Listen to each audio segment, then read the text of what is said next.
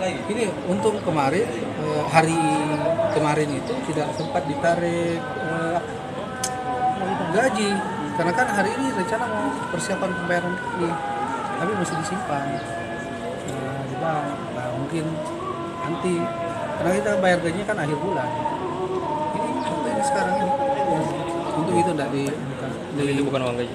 Pak, meski sudah kejadian, apakah ada kalau itu di keuangan yang tahu, tapi kita tidak ada di sini, dia ada masih di bank. Ini memang hanya untuk pembayaran yang jatuh tempo untuk pembayaran kita khususnya perbaikan jaringan, pembayaran ke pihak swasta.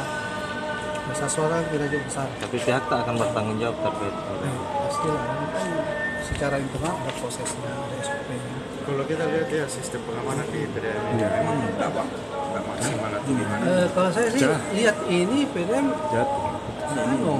pengamanannya berlapis. Apalagi khususnya itu kita punya ruangan. Itu kita Bisa kebobolan.